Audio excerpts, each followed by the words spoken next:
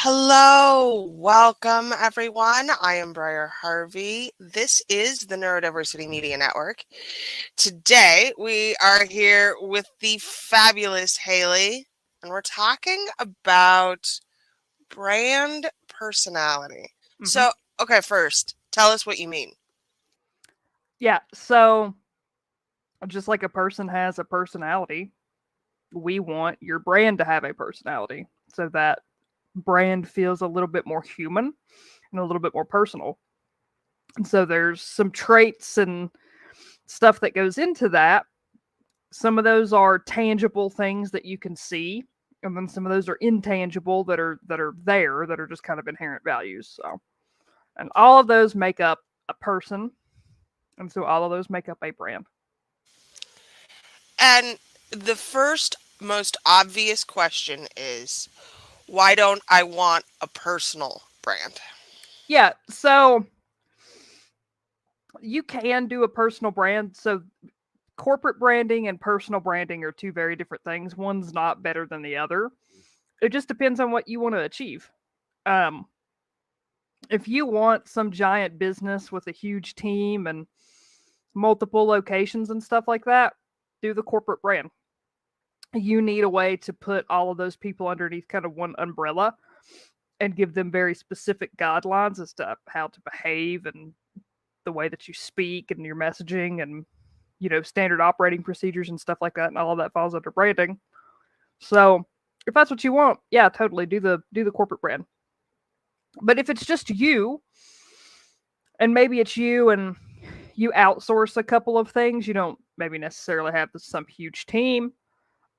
It's still good to have this down on paper because it keeps you from getting shiny object syndrome. I'll give you an example. Like I do the personal brand thing, right? Um, every now and then on Twitter, I want to start like talking about like politics and stuff like that, and I'm like, no, no, that's not why you're here. And like I could say, oh well, that's my personal brand, and I could get away with it, but it's really not. My personal brand is as a brand expert and a designer, and somebody that knows a lot about stuff like that, and that's the lane that I really need to stay in order to make that content effective. So yeah, could I get away with like talking about politics and say, "Oh, well, it's my personal brand because it's me"? Probably to the untrained eye, um, but that's not what we want to do. So even if you're thinking like, "Oh, well, my personality is just my personal brand," it helps to have this guideline kind of in place. So Well, and more to the point, if you get very successful and you are a personal brand and you sell your business, you are essentially selling the personality that you have spent all of these years crafting mhm. online. Yeah, exactly. Like you look at somebody like Mr. Beast, Right. for example. Like you could sell the Mr. Beast brand, Absolutely.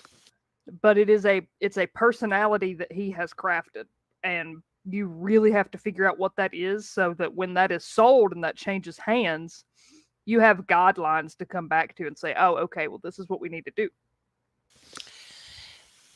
What I've seen happen a number of times with influencers in particular is that they will create something under their personal brand, sell it, and then get sued afterwards because they're just being themselves online, and that's, the hmm brand. Yeah, and you are just being yourself online, and that's one of the things about a personal brand is it makes it kind of easy to do that. But if you don't have enough self-awareness to actually realize what that is and how you come across, it's going to be really, really difficult to get somebody else to do that. Right. What how do you hire a brand representative when it's based on personal branding? Yeah. So you have to sit down with somebody and be like, okay, tell me what my brand is and put that into words. Hmm.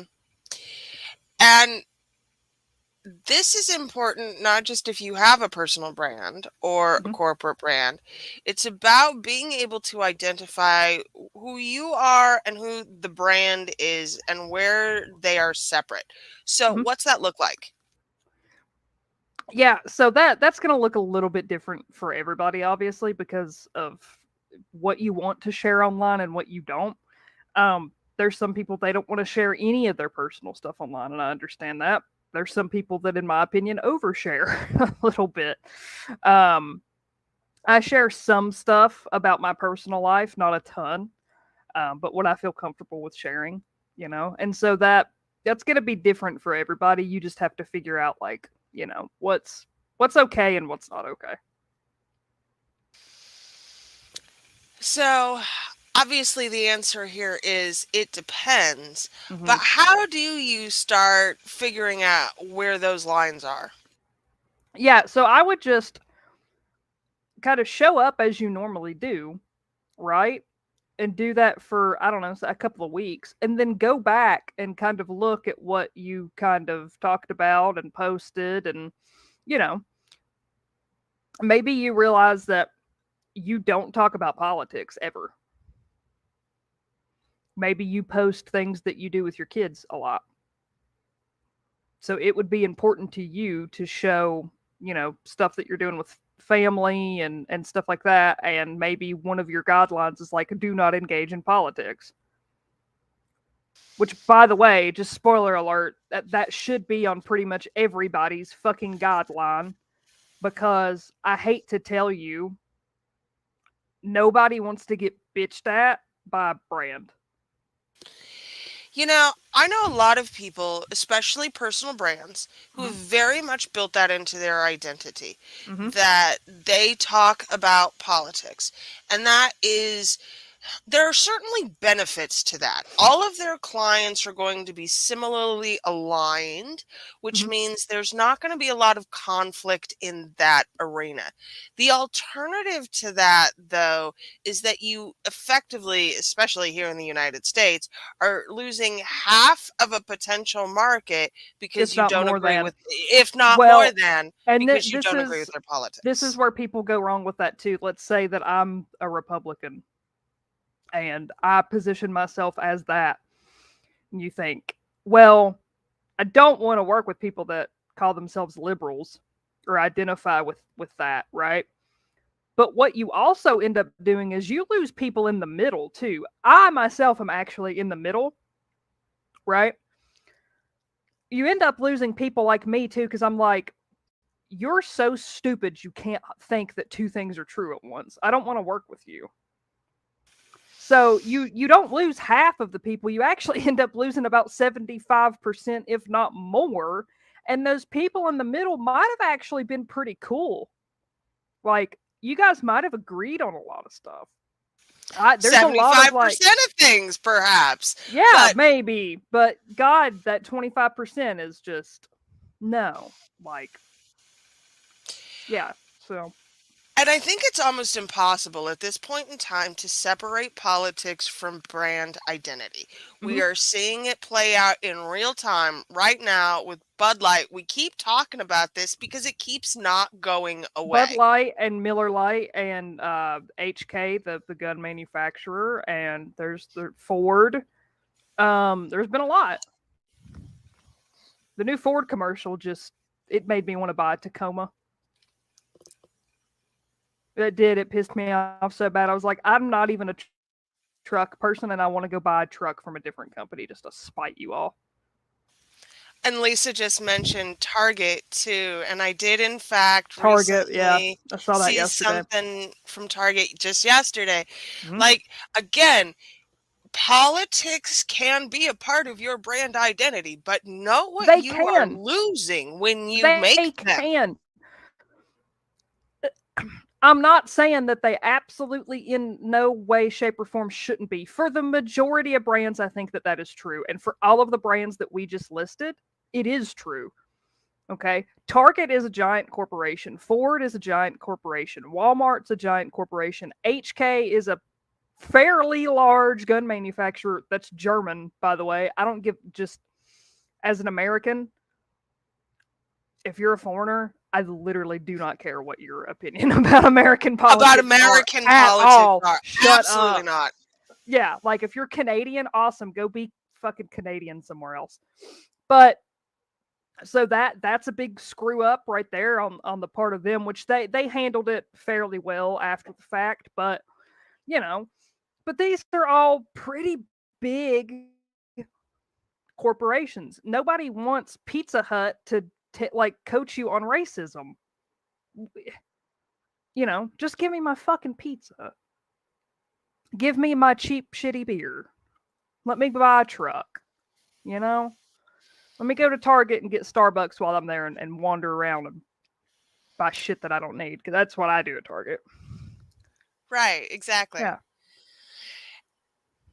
And you can build it in respectfully, I think.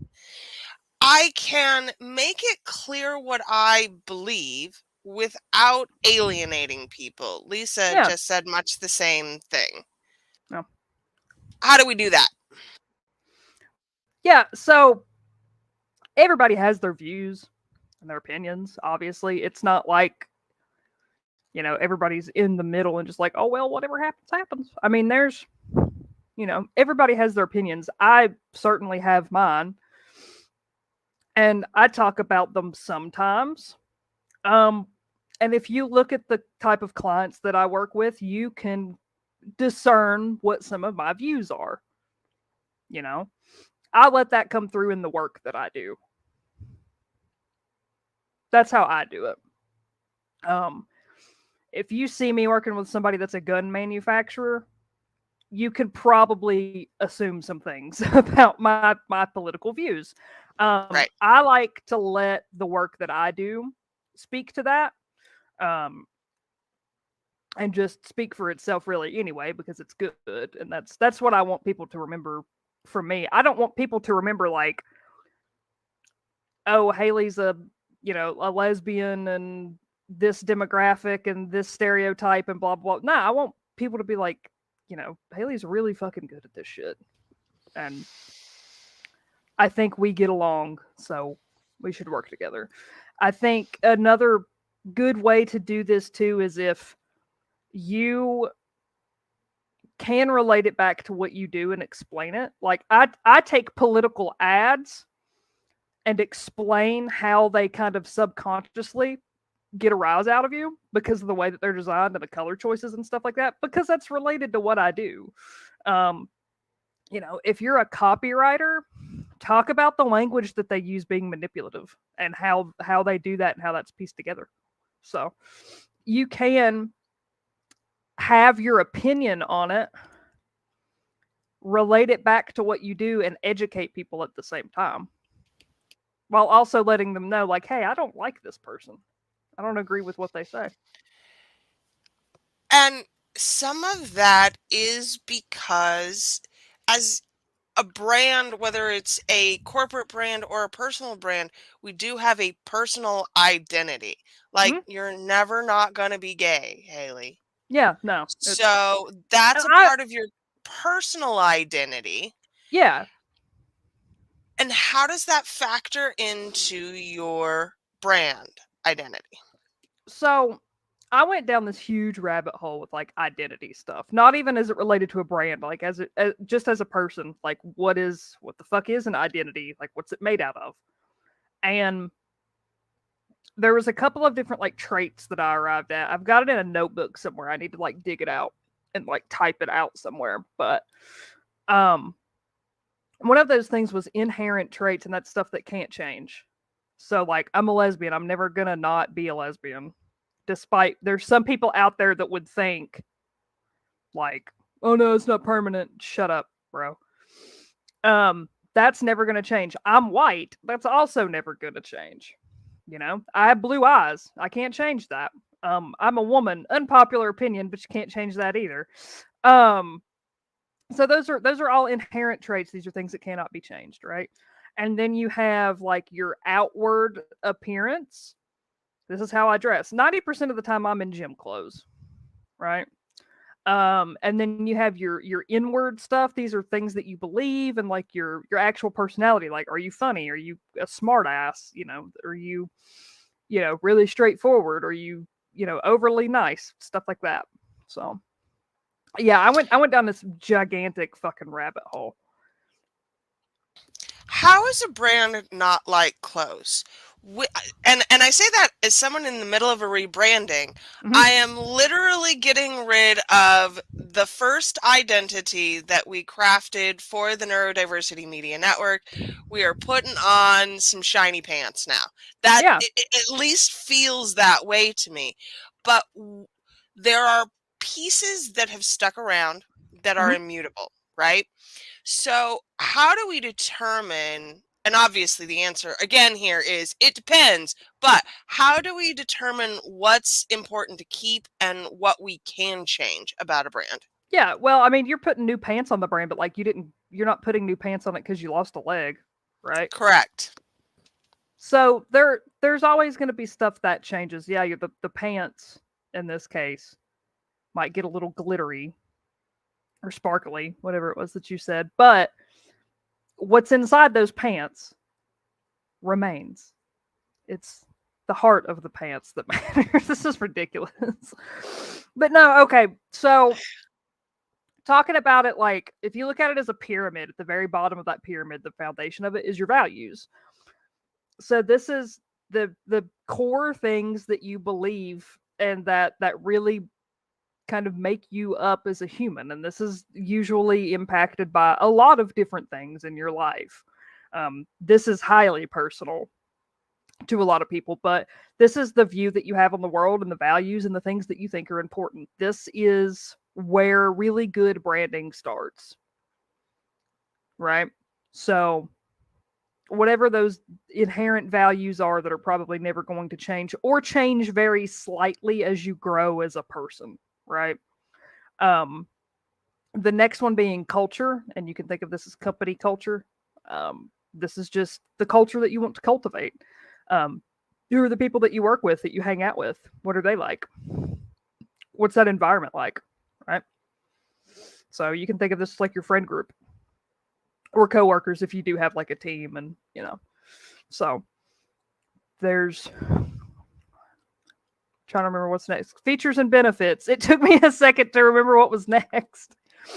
I've done this a million times and I messed the order up, but I know. It's yeah, fine. I'm with you. right. So features and benefits, and this is exactly what it sounds like. Like, what are the features and the benefits of your brand? What does somebody get when they interact with it? So if you think of this as a person, like what does somebody get from engaging with you? Are you really entertaining? Do you always have something like, like a fun fact or like something, educational to talk about? You know, do you read a lot and you've always got these little like, oh, I read this book and, blah, blah, blah, blah, blah. I mean, talking about a Which brand, that's features and benefits of the brand, service or right? And I was product. just about to ask because, like, I think you look at Wendy's is a really good example of this, right? Their Hmm. online social media personality is That'll much go into the different next point. than their burgers. Hmm. So, how are they making those things connect? Yeah. So the next one, and this goes along with that, is behavior. So this is how you behave, because we know that most people, even people that are very much themselves, you're not 100% yourself really around other people or in public. It's kind of impossible to be, right? So this is how There's you an old Chris behave. Rock bit. You have a public representative. And Hmm. I always come back to that line because Yep, people have public representatives. exactly. So this Wendy's in this case has this very like kind of blunt, cutthroat sort of social media presence, and they're constantly picking on McDonald's, and it cracks me up. Um, So funny. but their restaurants are nothing like that, No, Um, yeah, and honestly, it kind of, I'm not gonna say it doesn't matter. In this case, it works for them. Um, but they have chosen to behave a certain way online. They have really kind of embodied that keyboard warrior sort of personality. And again, this is a giant corporation. The only time that Wendy's might get to show a little personality is probably on Twitter. They probably don't have many opportunities to do that across the board, too. So, Right. How do you infuse the personality of making fun of McDonald's into a store location? yeah. So there's this. I don't know if it's still there, but years and years and years and years and years ago, I went to Chicago, and there was this restaurant called Ed DeBevick's. And it was like this old diner, and the whole shtick was that they were super rude to you. Like they were just assholes. Like the servers and stuff were just total assholes to you. Like you would walk in and they would seat you, like begrudgingly seat you, and then they'd take your order and they're like, yeah, whatever, and they'd write it down. And like if you asked for like extra ketchup, they're like, yeah, I fucking guess I get you extra ketchup. Like they were just dickheads. But it was the whole shtick of the restaurant, and like the food was good. I mean, it was a diner. I got like a burger and fries or Right, something. but I'm It was gonna decent. tip well if Yeah, you're it was an awesome. asshole to me in a situation where I am I expecting an asshole. I bet their servers made bank too. But it was part of Guaranteed.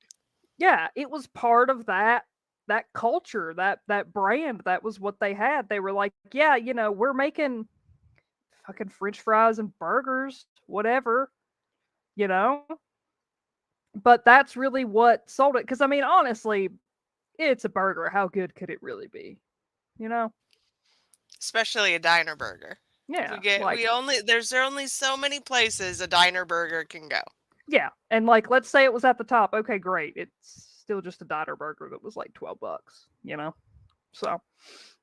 So yeah, they use the culture and the behavior and stuff like that to sell the product. It's again, we've talked about this. You're going there for the experience, not necessarily. You fucking go to McDonald's and get a burger. Who cares? Like no one gives a shit about the McDonald's burger. McDonald's serves a different audience. You need it hot and fast. Here it is.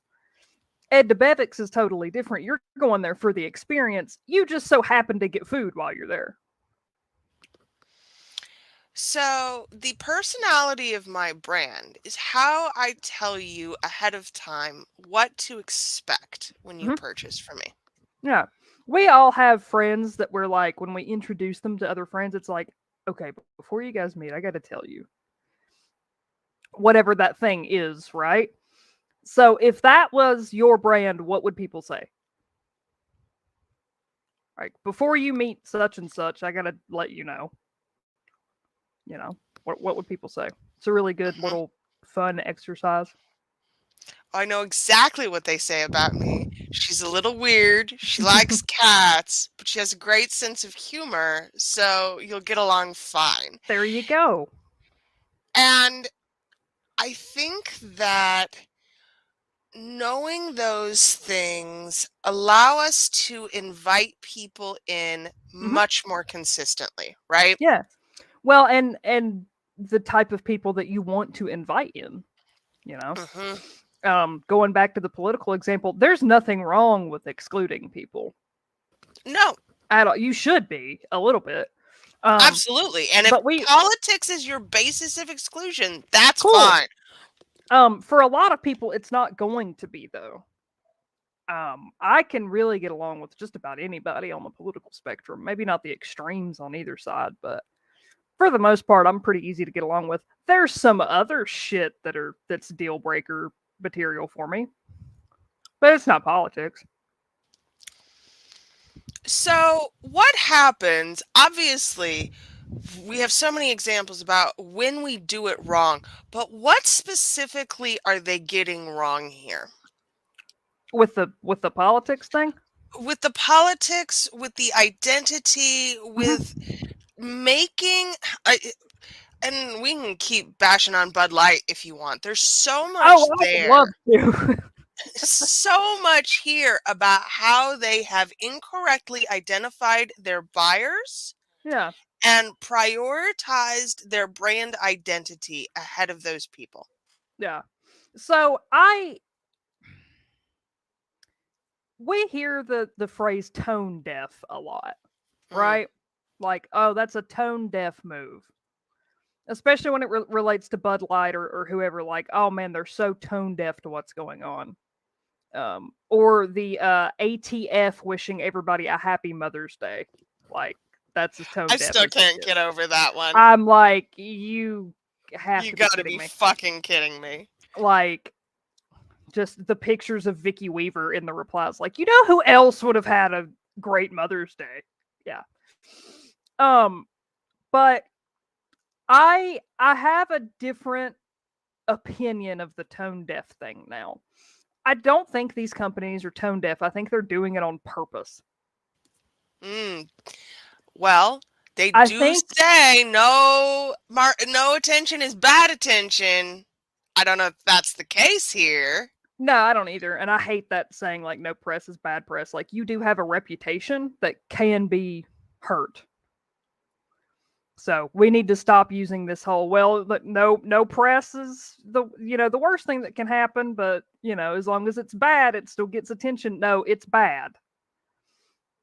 You Yeah, it's fucked up bad and and you you can should say, "Hey, I feel fucked up." bad. Yeah, Right. exactly. But yeah, I heard the term humiliation ritual. And I I was like it. like, Say more. I do too. Um, but I'm like, yeah, this is part of the humiliation ritual. You can't do anything about it. None of us can, and they know that. They're doing it on purpose. They're not tone deaf. They're not idiots. It's not a bunch of marketing executives with a room temperature IQ sitting in this boardroom saying like, what if we sell beer to fags? They're not doing that. I assure you they're not. They're not that dumb. We would like to think that they are. They're doing it on purpose because they know that nobody else can do anything about it. Like, So I'm reluctant to call these 5D chess moves, yeah. but how is I mean, this? really, in the grand scheme of things, you look at Bud Light. What in the fuck are you gonna do about it? Yeah, you don't like it. Absolutely nothing. No, you can't change it. Me, I'm going to continue to not buy Bud Light because I don't like Bud Light. I actually don't drink anymore, but even when I did drink, I didn't drink Bud Light. I would never be caught dead drinking Bud Hell Light. Let's be no. very clear about that. Hell no. But they're going to humiliate everybody anyway. You can't do, and even the people that do drink Bud Light, how long do you think they're actually going to switch brands? I give them about 30 days because here's what's going to happen. They've drank Bud Light for 30 goddamn years. And they're going to be like, fuck all this woke shit. I'm not drinking this shitty beer anymore. And they're going to go buy a case of fucking Coors Light and they're going to be like, God, this sucks. And they'll suck it up for about 2 weeks and then they will quietly go back to buying Bud Light. Mm-hmm. And Bud Light will continue to print rainbow fucking unicorn dildos or whatever on their cans because they know there's not a goddamn thing in the world any of us can do about it. It's really interesting. I have been, not to interrupt, I have been preaching this for the last few months, which is if you're sick of branding like this, go make your own thing. That is the only way to fix it right now. It really is. And I know we talk about voting with your dollars and all of that, but these are giant companies that have a large presence and own more brands than just Bud Light. I think Anheuser-Busch makes like 13 different, they have like 13 different brands or something like that. They're a massive company. I feel like Sam Adams is at this point in time, but you don't see Sam Adams with rainbow flags. So, like, again, but this look at was but look at Bud calculated. Light's target audience. They can't afford Sam Adams No, or absolutely Blue not. Moon. No. You know, my suggestion was everybody start drinking Yingling. It's only available on the east side of the country. You can't get it west of the Mississippi. Anywhere. No, I have no idea what you're talking about. Yingling, oh man, it's anybody that's East Coast is going to know what I'm talking about. It's the best beer. The best domestic beer that's cheap. Yeah. And like I think that there's something here too with it being an alcohol. I'm reluctant to call alcohol a commodity, but there It are is. so many people who depend on it for their daily functioning, for better or for worse, Yeah. that Bud Light can literally do whatever they want, and people will continue to buy it because they're addicted. Yeah, absolutely. Like anything that's a billion-dollar industry is probably a commodity. You know, beer being no exception. It's beer. It's not specialty single blend liquor that you can only get twice a year. Like I could go to the gas station right now and have my choosing of like 15 different beers if I wanted to. 3 of them will be Bud Light, and they will come in bottles and cans and twist top cans Yeah, too, and right? 5 of them will Like, be owned by Anheuser-Busch. right. Yeah. So, again, what do I do? So you vote with your dollars. That Mhm. that is what we do as consumers. That's the only agency we have here, Mhm. is to do that or to make something that we like that's better. Right. Now, if that's the case, if I'm coming to create something in spite of somebody else's brand identity, is that my brand identity? It can be, but being able to keep that up might be a challenge Hmm. Agree. because it's really easy. Okay, like right now, Bud Light. As soon as it happened, there was a beer that came out called Ultra Right beer.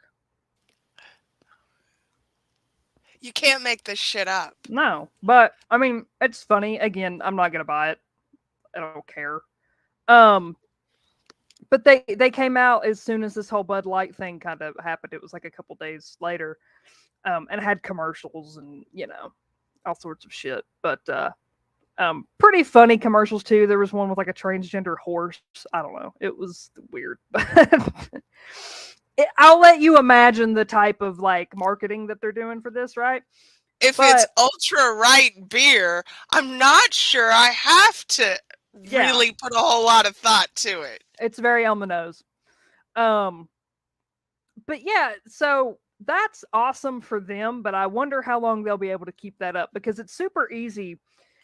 And I think we've all done this. It's very easy to like get pissed off about something, and you're so heated in that moment. You have so much energy that you could start an entire business in like 30 minutes because you're so fired up. But eventually that fire is going to go away. So how long will ultra right beer be able to keep up? Because right now they're pissed off and mad at Bud Light, but eventually this stuff is going to go away. Well, and the sentiment that brought people to their door will go away too. So there's got to be some substance Hmm. there besides outrage. Yeah, yeah. It all dissipates eventually. Emotions like that. So I do not recommend that you build entire businesses and brands based on your emotions at the time.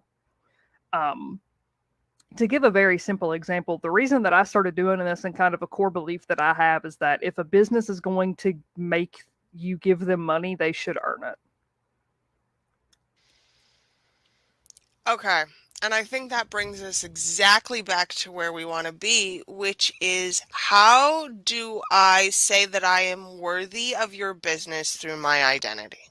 Yeah, that is again, that's going to depend very heavily, person to person, brand to brand, all these specifics, right? But through this entire brand personality, so we have values, which we already talked about. We have culture, features and benefits, behavior. We have not talked about tone of voice, which is exactly what it sounds like. That's how you communicate. And then the last one is look and feel. This is your visuals, your outward appearance. Think of this as the shiny pants that you have on, Yes, right? exactly. All of these things make up who a person is. And all of those things communicates something to other people. In the case of branding, all of those things make up a brand and it communicates something about you. Now, people are going to think whatever they want. What this does is it helps influence what we want them to think. Okay? If I go out on the town and I get super dressed up and I have some like big Rolex or something like that, I might want people to think that I've got a ton of money. That may or may not be true. Right? So Hmm. we don't necessarily want to mislead them. People certainly use branding to do that. Oh, look at me, look at me, look at me. Here in my garage? No, Yeah, that never happens. right. So, you know, that is one way you can use it. I don't agree with using it like that, but people certainly do, and that's never going to stop. But really what the purpose of it is to show up in a way that you can continue to show up. If you're not a suit wearing Rolex and, dress loafers kind of guy, you probably don't want to build your entire brand around that because it's going to be real hard to do that every day. Like, I don't wear shit like that every day. Like I said, I'm in gym clothes a lot of the time. And the way that I show up in my brand is very gym clothes, you Hmm. know? So it's doing it in a way that's authentic to you, that you can keep up. It's not this mask that you're putting on. And I don't want people to think about it like that. Like, oh, I have to create this costume and then put it on every time I show up in my brand. Because it's eventually you're gonna throw that fucking thing in the laundry basket and you're never gonna get it back out. Right. And then that's when you hit that burn it all down stage, and then oh shit, I need to rebrand, but I already did this once, and now I'm still here, and you go through this like cycle. But yeah, the way that we want to do it is in a way that's authentic to you, and in a way that's showing up for the people that you want to show up for, with a thing that you have that can help them. If that's a product or a service or whatever, right? For me, especially as we go through it, it feels less like I'm throwing the old brand in the trash and more like I'm evolving it like a Pokemon, Yeah, right? I've taken what was there and we're turning it into the next level of, the next abilities. iteration of it. Yeah, Right, right. yeah. I think You're that not a little Charmander anymore. no, not You a can full be a Charizard Charizard. either. Not Yeah, not yet, I don't think. But we're Charmeleon. definitely Charmeleon now. Yeah. And I get to, do more things. Still can't fly, but I get to do more things. Still am not big. Still am not big, but I think that happened though because I was very, very clear about what little Charmander Hmm. was to begin with. Yeah. Or even before Everything it's about that was Charmander, when it's just understood. an egg. Right. You're like, I have this thing and I want to nurture this thing, but I don't know what it is yet. And that's okay. Just nurture it until it hatches. And then you hatch it and you're like, oh, it's this. It's a Bulbasaur. Or it's a Pikachu. Or it's a whatever. I think part of the problem that people have is that they feel like their brand should be refined. But if you're No. waiting for that, it'll never happen, right? Mine isn't even refined. Mine's messy. Mhm. Like the difference really is, and I'll tell you something else too. Even people that look like it's refined in the background, it's probably a little messy. Um, but that mess is really where all the good shit happens. Mhm. You know, that's where you get to kind of experiment and play and fuck around, and find out for lack of a better term.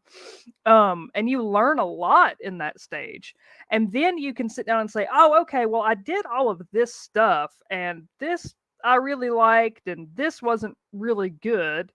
And now that I know that, I just need to focus on this thing. This is awesome. And I hate this other shit. So I'm just not going to do that. Yeah. You need that. I was talking about this today. I don't recommend that branding is the first thing that people invest in. Um, Not your brand, not your website, no, not your sales funnel, definitely not fuck your that. Facebook ads. None No, of that comes first. no. If you are just starting out, you need to just make content, put it out there, and let people know what it is that you're doing, and work on the skill set to be able to do that very efficiently. That's it. Hmm. After you've done it and you've made money and you're making sure that your needs are taken care of, and that's very important because if they're not, you make really bad decisions when you're desperate, you Hmm. know? Um, After that, and you've done that for a couple of years and you've learned a lot of stuff and you've kind of accidentally branded yourself a certain way, but now you're sort of sick of it and you've grown and you're better at this and you feel like a real business owner now, that's when it's probably time to look into branding as a solution. So, what's your best advice for sitting in the discomfort and sitting with the mess of growing a brand? Yeah, that's exactly it. Sit with it. You don't have to advertise it, you know. You don't have to make a vlog. But sit with it and sit in it and really just be there and go, okay, I've got all of this shit around me. What am I going to do? Like, let's tackle this corner first. And then you go to that corner and you clean it up and you throw shit out and then you make your way around the room and eventually when you're done, you have something there. It may not be a full brand, but you've got something to work with. And truly, I think that there is a lot of benefit, especially in the early stages of business, of being and not doing. Yeah. Yeah, that not doing and just sitting down and having time to yourself and being quiet is honestly I think the secret to everything. If you're do and I say this as somebody that's very wide open a lot of the time. It never fails if I have some problem to solve, branding related, life related, business, it doesn't really matter, any sort of problem. If I just stop thinking about it for a little bit and go do something else, the answer always shows up. Always. That's just frustrating and hard in I know. business in particular. We don't I want to know. hear that that's the answer is to Yeah, leave it especially for a while. if you're a hustle bro and you're constantly go go go go go go go, you know, slowing down is the last thing that you want to do. And I get it. Not shit talking those types, but there is some strength to be found in just letting shit be how it is for a little bit and taking a little bit of a break. Like taking breaks like that is productive. I know it doesn't feel productive, but it is productive. You know, resting is productive. Absolutely. I get more value out of my mornings in bed, petting my Hmm. cats, listening to fiction novels than I do out of a lot of other busy work time. I'll tell you what my morning routine is. I wake up, I take a shower, I make coffee, and normally what I do is I get on my computer and I'll play video games for like 30 minutes to an hour before I start working on anything. Hmm. I'll sit there and I'll drink my coffee and I'll watch some YouTube videos while I'm playing and I'll kind of hang out.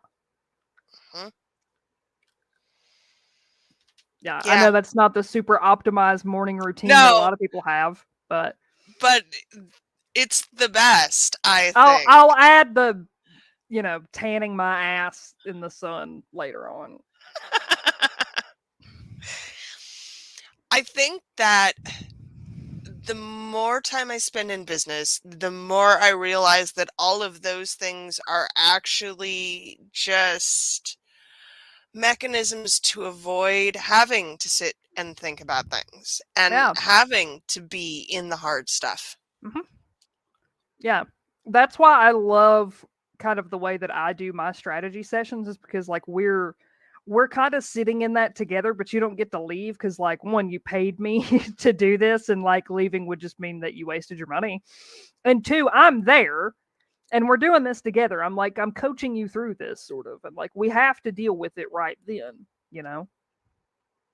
Whereas not calling these types out a little bit, um, a lot of brand experts, their strategy is a PDF guide that you fill out yourself. And Hmm. I think that's stupid.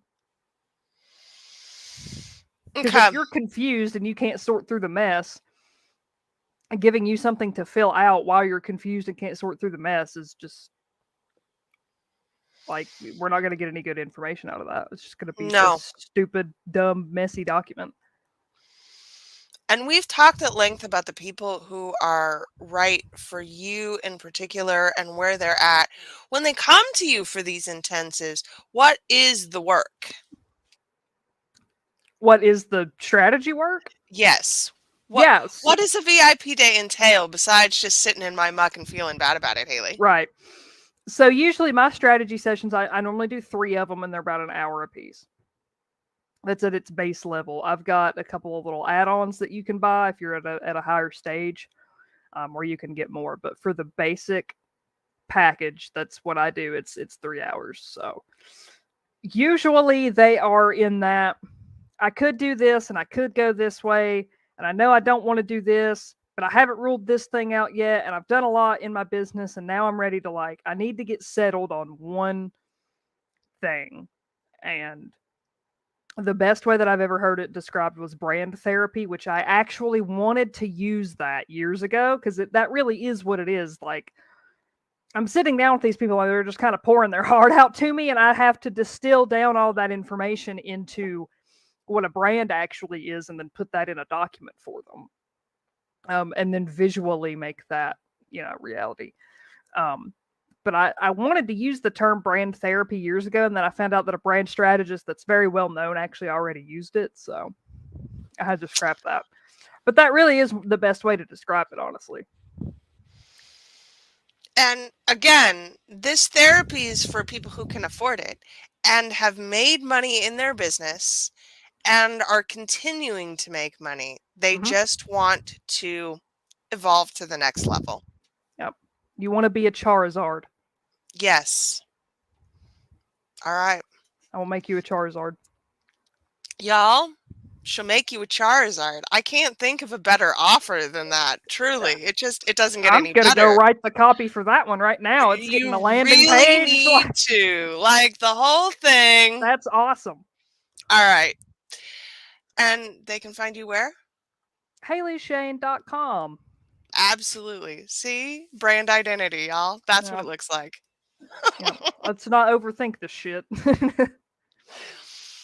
Okay, final thoughts. So recap: the values, culture, features and benefits, behavior, tone of voice, look and feel. Okay. That's the big pillars of your personality. Your brand personality. So if you can start and you can figure those out, or if you have somebody that's a really good friend that knows you really well that can kind of help you work through that, you can start there, and you don't need my help at all. But if you do want my help, we can do this together, along with a bunch of other fun stuff that I keep a secret. It's all a secret. Yep. Because the parts of your brand, literally, I asked yesterday for people, I had a secret mission, and I have 50 people who just jumped right in. Yeah. Like, I don't even know what it is, but I'm all over this. I'm like, mystery works. Mystery works. Yeah. So build your brand with a little bit of mystery, with a little bit of sparkle, and you'll be good to go. Exactly. All right, my friend. What are we talking about next time? I don't know yet. Oh, so it'll be a surprise. That's amazing. Yeah, we might just, I don't know, we'll just make some random shit up. Okay. Sounds delightful. I don't know. All right. Y'all, thank you so much for being here today. You are all delightful. This is absolutely what we're building over here at the Neurodiversity Media Network. We are taking gems and turning them into Charizard. Like, doesn't get any better than this. And Yep. then you get to take all of this content that we have created and go and put it out into the world as something wonderful and magical, and you don't have to do it yourself. It's Mhm. already done for you. I have show notes, I have transcripts, I have the clean, unedited video. Do what you want with it. We've already done the hard part. And if you would like to book yourself, I have 2 more slots available in July to get this started creating your own content. Thank you all for being here today, and we will see you again next time.